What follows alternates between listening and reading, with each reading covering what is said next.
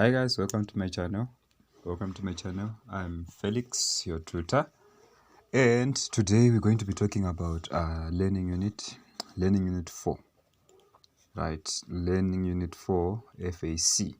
So what this learning unit mainly entails, this learning unit mainly talks about your journals. Yeah, it's mainly your journals. And guys, please do remember, right? Please do remember. I'm a tutor. I've been tutoring this module for more than 4 years, right? So, because I've been tutoring it for more than 4 years, I can have one sitting and explain everything that needs to be explained according to this chapter, probably in the next few minutes. But it doesn't mean that you're going to understand what I'm saying within few minutes. So some of my videos you might have to repeat, replay, pause, play again, do it all over again until you get it right. Don't put too much pressure on yourself, and I'm just hoping that you're not listening to these videos on a last minute basis, because you need to have your study guide in front of you. And once you have your study guide in front of you, it will simplify a lot of things. For you. So I need you to have your study guide in front of you. If you're new to this channel, this is the 4th video on this series of FAC. So make sure that you started at number 1, number 2, number 3, and you also go to the other videos that I also talked about, which speak on the things that I won't cover here, because it's financial accounting. There are things which are universal, like your debt clicks and your whole lot of things, your VAT. I did it on a separate video, so you might want to go there and then continue here for the other part, which is the law related part. So in chapter 4, the main emphasis of learning unit 4 is your journals. So everything that you're going to be doing, remember guys, I'm using the study guide from UNISA, and if you want a copy of that study guide, you have to download it via Telegram, and then work from there. Download it via Telegram and listen on. I cannot, however, unfortunately, put it up here on my channel because of copyright issues. I cannot distribute parts of that here because I'll be infringing or in violation of copyrights of UNISA. So I'm just going to explain what's going to be happening here, right? The first thing that they talk about, it's on page 6. It's the most important page in that entire study guide regarding to this unit is actually page 6. Page 6 talks about the business cash receipts journal. So they have journal name and journal description, right? So what basically it is for: business cash receipts journal, right? Then we have business cash payments journal. The keyword there is cash, right? So you have to also understand that UNISA is going to be giving you transactions, and as you read the transaction, as you try to make sense of, let's say, the transaction that happened on day 13, if there is cash involved in that transaction, or a payment was either received or a payment was either made, that becomes like an indicator that it's either going to be a cash receipt item, it's either going to be a cash payment item. So we start on with those two journals. They're saying the business cash payments, cash receipts journal, and the business cash payment journal are used to record the flow of cash in and out of the business bank account. Do remember, you are dealing with a law firm. So the law firm is going to have two accounts. It is going to have the business bank account, which is for the law firm's day-to-day transactions. It is also going to have the trust account, or the trust bank account, which is going to be for the monies entrusted. So if the monies if a transaction comes and the transaction talks about amounts of cash which was either received or spent by the business for the business, you then have to record it in your business cash payment journal or business cash receipts journal, depending on the flow of money. So they're going to say it records the flows of cash in and out of the business bank account.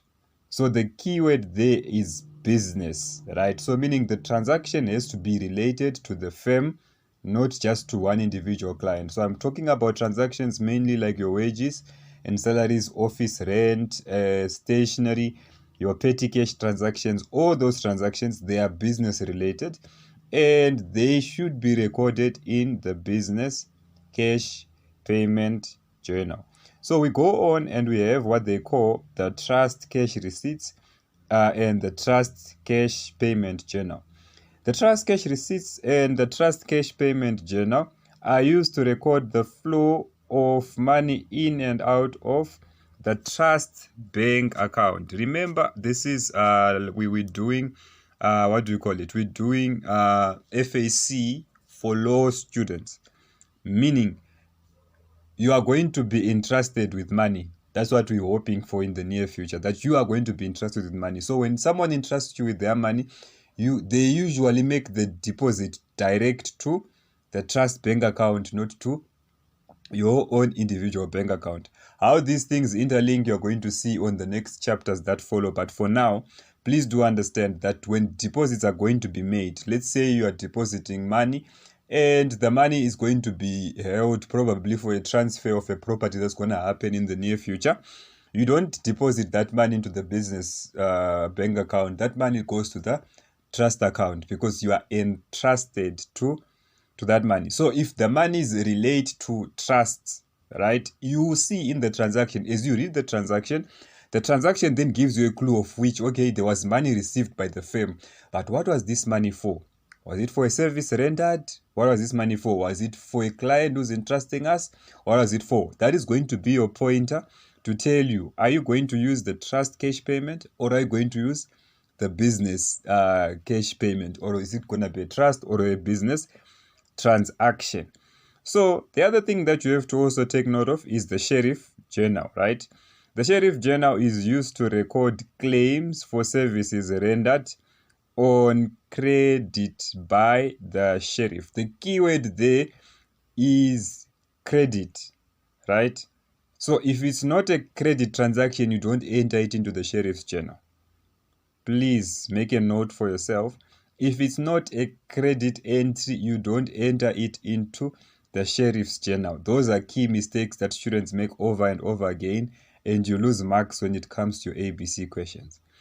Then we also have the advocate's journal. Advocate's journal is used to record claims for services rendered on credit by advocates. Remember, the word there is credit, meaning it's not a cash transaction, it's credit. So because it's a credit transaction, we then engage the advocate's journal. So these two, the sheriff's and the advocate's journal, they are only engaged when they are credit. The services were rendered by the sheriff for the advocate, but those services, we did not pay for them. They were rendered on credit. We are going to pay later. So if there is going to be fees paid to sheriffs, please do not record that transaction in the sheriff's journal. Please, guys. It's a simple mistake that a lot of students have been making and will continuously make, but I'm hoping by you listening to me, you are going to be evading such a mistake.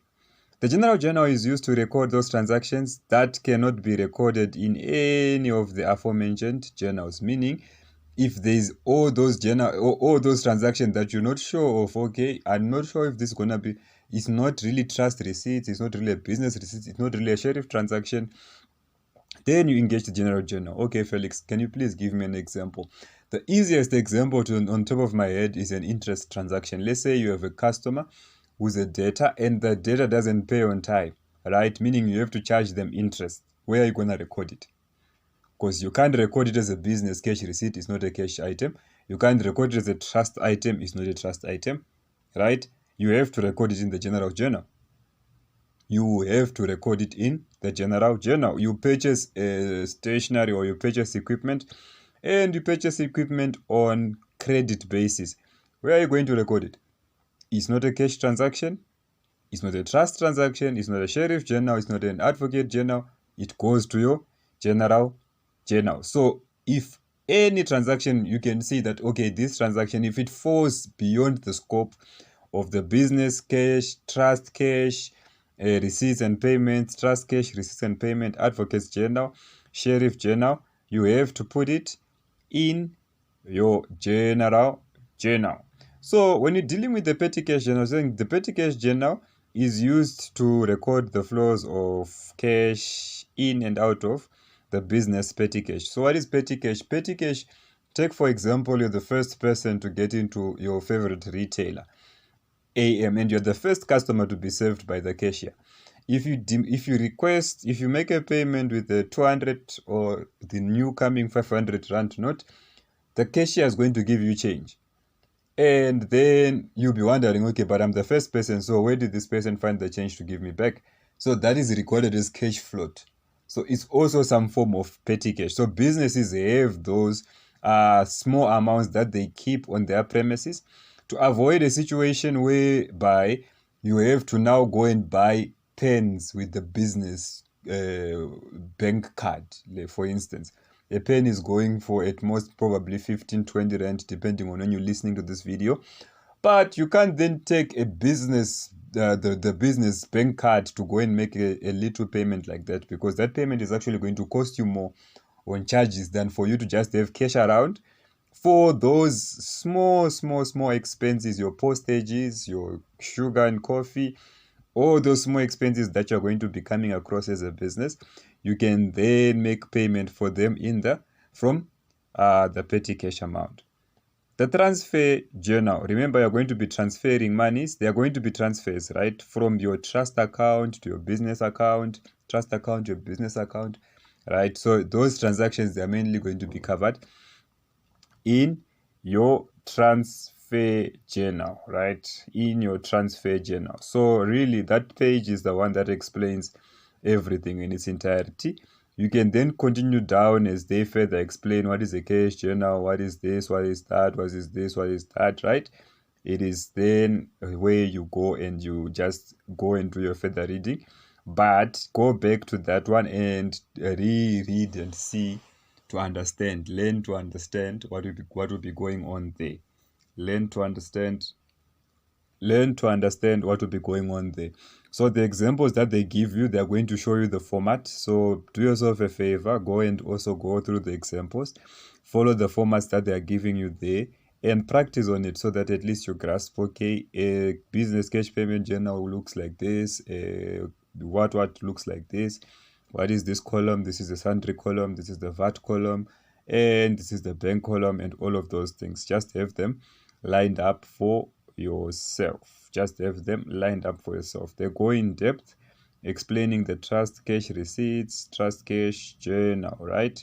Trust cash receipts, trust cash journal. So the book of first entry for a trust, they do talk about a few things there. They'll be saying in terms of the section 86 of the LPA and the LPC rules, a legal practitioner must keep a separate trust bank account at a banking institution in the Republic, and he or she must deposit monies held or received by the attorney on behalf of any person into this account. The LPA and the LPC rules stipulate that the name of the trust bank account must specify and indicate that it is an amount in terms of the Act. So Learning Unit 7 is going to be talking more about this. We're not going to go in depth now, but it's just for me to explain to you that there's a difference. There are going to be business monies, then there are going to be trust monies. Trust monies are supposed to be banked into the trust account, and as they are banked into the trust account, you're going to be using the trust cash receipts, trust cash payment journal.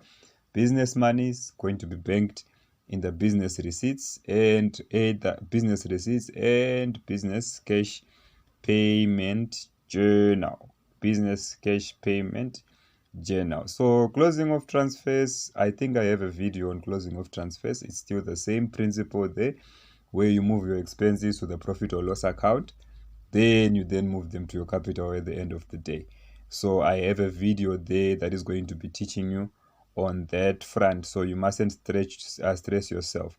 Go again and go and read further on what they're talking about the general journal. If you didn't understand what I said, go do further reading. You're gonna come across a chapter where they just strictly talk about the general journal. So it's important for you to also practice these things.